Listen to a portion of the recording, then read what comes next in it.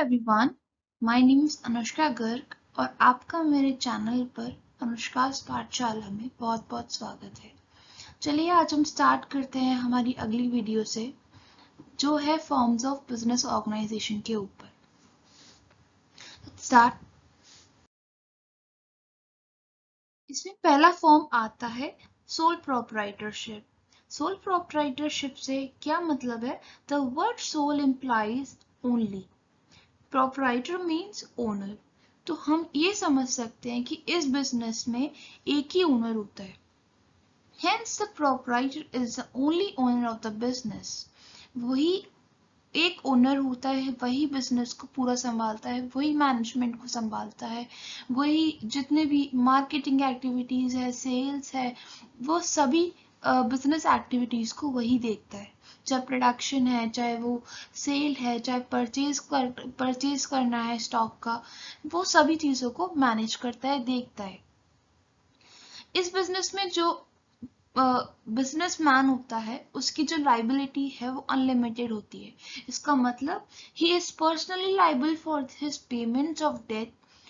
मतलब कि अगर उसे अपने डेट, उसकी जो लोन है उसका पेमेंट करना है और वो बिजनेस से उसका पेमेंट नहीं कर पाता, मतलब बिजनेस में इतनी कैपिटल, इतना मनी नहीं होता है कि वो पेमेंट कर सके, तो अब इसमें उसकी लाइबिलिटी पर्सनल चीजों पर, पर्सनली उसके घर तक, उसके पर्सनल चीजों तक जाएगी।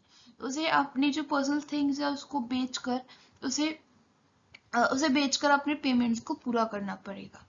That's why they said he is personally liable for his payment of debts. Person is solely responsible for providing the capital, bearing the risk and management. तो इसमें सीधी सी बात है, अगर एक बंदा है और एक बंदा इस पूरा बिजनेस संभाल रहा है, तो बिजनेस का पूरा भार उसके ऊपर है। आज वो कैपिटल भी लगाएगा तो कैपिटल उसे खुद लानी पड़ेगी। आज वो रिस्क भी बेयर करेगा तो वो सारा रिस्क जो है वो खुद ही अपने ऊपर उस रिस्क को लेगा। मैनेजमेंट भी उसे खुद को देखना पड़ेगा, क्या डिसीजंस लेने हैं, क्या नहीं लेने, कौन से डिसीजंस कब लेने हैं, कौन से कब नहीं लेने, वो सारा कुछ वो मैनेजमेंट में डिसाइड करेगा। अब इसमें कुछ मेरिट्स हैं कि सोल प्रोप्राइटरशिप अगर कोई बिजनेस कोई बना शुरू करता है तो उसके क्या मेरिट्स होते हैं। पहला मेरिट है क्विक डिसीजन मेकिंग। ये बहुत ही अच्छा मेरिट है कि इसमें क्विक डिसीजन होता है। ऐसा नहीं है कि आपने एक डिसीजन लिया, आपने फिर अपने पार्टनर से पूछा कि हमें डिसीजन लेना चाहिए, आपको किसी और से कंसल्ट करने की कोई जरूरत नहीं है।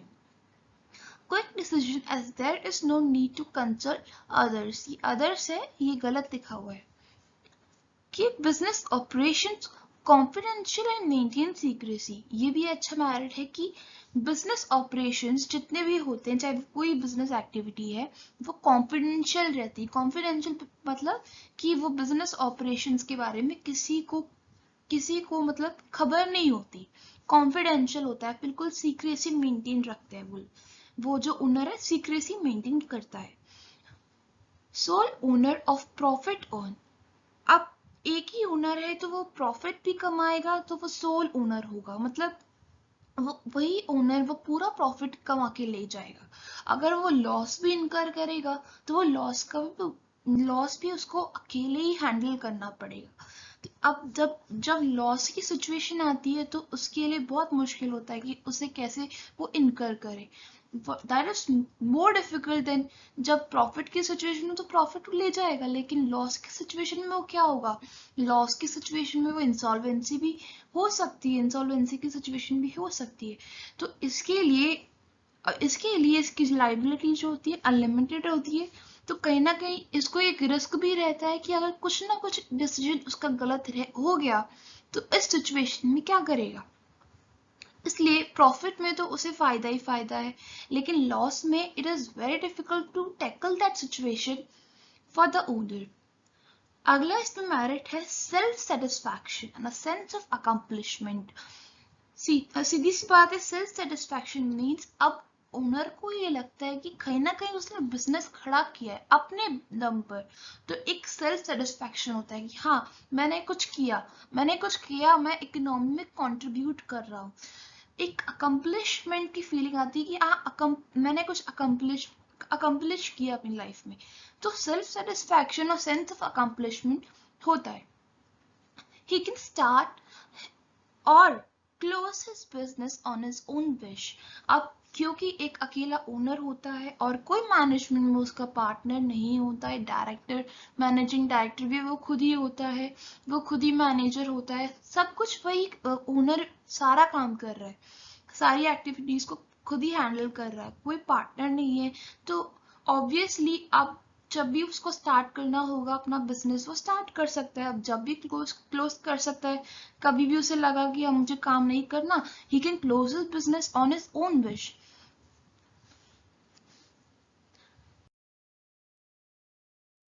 अब हम आते हैं लिमिटेशंस के ऊपर। सोल प्रोप्राइटरशिप में लिमिटेशंस में कहा गया है कि कभी कभार सोल प्रोप्राइटर को लैक ऑफ रिसोर्सेस फेस करना पड़ता है। मींस कब उसके पास रिसोर्स की कमी आ जाती है, उसके पास इसमें एग्जांपल दिया गया फाइनेंस को लेके हो सकता है कि अगर उसके पास प्रॉपर फाइनेंस ना हो। फाइनेंस मींस उसने ऐसे भी हो सकता है कि बैंक से लोन ले रखा हो, बैंक को टाइम पर वो रीपे ना कर रहा हो, और या फिर हम कह सकते हैं किसी कोई भी पर्सन इंडिविजुअल हो सकता है, उसको वो टाइम पे पे ना कर पाया हो, रीपे ना कर पाया और उसके लिए ये दिक्कत हो। तो कैपिटल को लेके भी हो सकती है, उसके पास इतनी कैपिटल नहीं है कि वो अपने बिजनेस को बढ़ा सके। तो कभी कभार सोल प्रोप्राइटरशिप ऐसे मेजर सिचुएशंस को भी फेस करना पड़ता है उन्हें, और इन चीजों को सबको लेके चलना होता है, पर कभी कभार हर बार जो सोल प्रोप्राइटर है उस चीज को फेस नहीं कर पाता। ये इसका मेजर ड्रॉबैक है उसके साइज और बिजनेस को ग्रो करने को लेकर। अगर उसको फाइनेंस में भी दिक्कत आ सकती है, उसको बोरोइंग्स लेने में बोरोइंग्स मतलब कि दूसरे व्यक्ति से बोरो किया आपने, फिर आप मेच्योरिटी पे उसको पे करोगे, तो बोरोइंग्स को लेके भी दिक्कत आ सकती है। क्या पता आपके पास इतना पैसा नहीं है कि आप अभी उसको मेच्योरिटी पर पे कर सको, अभी आप इतना मैनेज नहीं कर पा रहे पैसों के लेकर। तो जो आपने बोरो किए हैं जो पैसे बोरो किए हैं वो उतने पैसे आप उस पर्सन को दो मैच्योरिटी पर। अभी इतने पैसे नहीं है आपके पास, तो पैसे को इकट्ठा करने में पैसे के मामलों में मैटर्स में कहीं उसको दिक्कत आ रही हो, तो रिसोर्सेस में भी कभी कभार सोल प्रोप्राइटर पीछे हट जाते हैं, उन्हें पीछे हटना होता है इस चीज में। कभी कभार इस चीज के चक्कर में उनको अपना बिजनेस बंद करना पड़ता है। दूसरा लिमिटेशन है death, insanity, imprisonment, physical ailment, bankruptcy affects a business and can lead to its closure. Means अब हम नहीं जानते हमारे साथ आगे क्या होने वाला है, तो सोल प्रोप्राइटर की क्या पता कल डेथ हो जाए, कल वो लूनाटिक हो जाए, कल वो इम्प्रिजनमेंट हो जाए, उसने कोई क्राइम कर दिया हो, वो इंसैनिटी इंसैनिटी मीन्स अगर वो पागल हो जाए, अगर वो उसकी डेथ हो जाए और वो इतना उसमें ना हो कि वो बिजनेस कर सके, इतना उसमें करने की ताकत ना हो।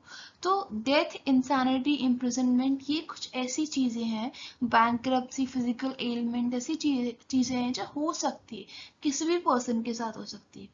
तो आगे क्या होने वाला है वो सोल प्रोप्राइटर को भी नहीं पता। इसलिए ये चीजें हैं, लिमिटेशन है एक तरीके से लिमिटेशन एक लिमिटेशन बन गई, एक ऑब्स्टेकल बन गई उसके लिए। अगर आगे जाके उसे ऐसा हो भी जाता है तो वो अब कुछ नहीं कर सकता सरवाइव करने के लिए। बैंक्रप्सी, इंसॉल्वेंसी ये सब एक ऑब्स्टेकल की तरह काम करते हैं, एक लिमिटेशन बन जाते हैं, और इससे उसका बिजनेस तो बंद हो ही गया, लीड्स टू क्लोजर। अगला है an unfavorable decision can create burden on the owner as his liability is unlimited. जैसा कि अभी अपन ने पढ़ा था liabilities unlimited, तो अब जो एक डिसीजन है, एक कोई भी डिसीजन एक एक कोई डिसीजन उसने अनफेवरेबल लिया हो, अनफेवरेबल मतलब कि उसके फेवर में ना हो डिसीजन, जैसे फॉर एग्जांपल वो जो चीज चाह रहा था कि मुझे अगर मैं प्रोडक्शन ज्यादा करूंगा तो मुझे ज्यादा स्केल पर प्रॉफिट होगा, लेकिन उसके अकॉर्डिंग नहीं हुआ, वो उसके अपोजिट हो गया, तो कहीं ना कहीं अनफेवरेबल हुआ उसके लिए भी और उसके बिजनेस के लिए भी। तो उसने कहीं ना कहीं एक बर्डन क्रिएट कर दिया ओनर के ऊपर, और ओनर की सॉरी सॉरी ओनर के लिए भी लाइबिलिटी क्या हो गई, अनलिमिटेड। अब उसको तो कहीं ना कहीं से, जैसे उसने प्रोडक्शन शुरू करवाया था तो उसने कहीं से बोरो भी किया होगा, फाइनेंस से रिलेटेड उसने कहीं ना कहीं से एडजस्टमेंट किया होगा, कहीं ना कहीं से उसने उधार लिया होगा, कहीं ना कहीं बैंक से भी लिया होगा, किसी इंडिविजुअल से भी लिया होगा, कहीं से उसने एडजस्टमेंट करके सब कुछ मनी इकट्ठा किया होगा। अब उसका पेमेंट भी तो करना है। अब उसने अब बिजनेस से अगर पेमेंट नहीं हो रहा तो वो उसके पर्सनल थिंग्स से बेच कर होगा, उसकी लाइबिलिटी उसको पूरी करनी पड़ेगी, right. Liabilities liability is unlimited. एक ये डिसएडवांटेज होता है जब अनलिमिटेड होती है ना, तो इसका ही डर होता है कि वो कहीं अपने पेमेंट्स को चुकाने में पीछे ना हट जाए। अगर वो हट जाएगा तो फिर वो पर्सनल थिंग्स भी आएगा, है ना। अगला हमारा आता है decision making is not balance, owner can not excel in all managerial task. अब ऐसा जरूरी नहीं है कि एक पर्सन ऑलराउंडर होना चाहिए, मीन्स उसको सभी स्किल्स का आना जरूरी है। जैसे ऐसा नहीं हो सकता कि कोई स्टूडेंट है, उस स्टूडेंट को कॉमर्स भी आती है तो उसको साइंस के बारे में भी आता है, उसको आर्ट्स के बारे में भी आता है, ऐसा नहीं हो सकता ना। एक स्टूडेंट एक स्पेशलाइज हो सकता है एक फील्ड में, राइट। तो इसी तरीके से ओनर होता है। अब ओनर को जरूरी नहीं है हर मैनेजरल टास्क, चाहे वो उसके सेल्स से रिलेटेड हो, चाहे उसके परचेज से रिलेटेड हो, चाहे उसके जो ह्यूमन रिसोर्स मैनेजमेंट को लेके हो, फाइनेंस को लेके हो, तो जरूरी नहीं हो सब में वो एक ऑलराउंडर हो ना। जरूरी नहीं है, ऐसा भी तो हो सकता है उसको ह्यूमन रिसोर्स अच्छे से आता है, ह्यूमन रिसोर्स में रिलेटेड कोई मैटर है उसे अच्छे से हैंडल करना आता है, या फिर इसको फाइनेंस में बहुत अच्छा आता है, या फिर दोनों में बहुत अच्छा आता है लेकिन कोई सेल्स में नहीं आता, otherwise we can say purchase में नहीं आता। तो ये इसका मतलब ये कहना चाह रहा है कि ओनर सब में एक मल्टीटास्किंग नहीं हो सकता, वो ऑलराउंडर नहीं हो सकता।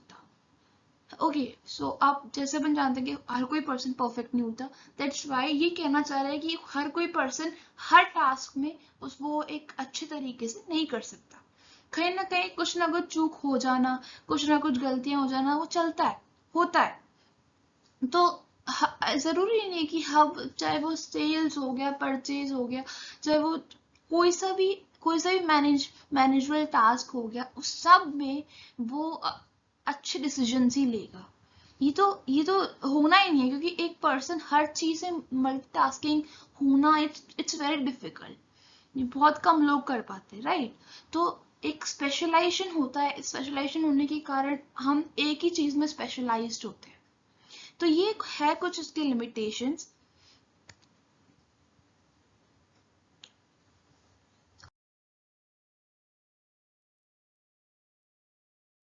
ओके फ्रेंड्स, आई होप आपको सोल प्रोप्राइटरशिप के बारे में कुछ समझ में आया होगा। अगर मेरी वीडियो आपके लिए हेल्पफुल रही हो तो आप सब्सक्राइब, लाइक, शेयर कर सकते हो अपने फ्रेंड्स और फैमिली के साथ। Take care of yourself. Thank you, bye bye.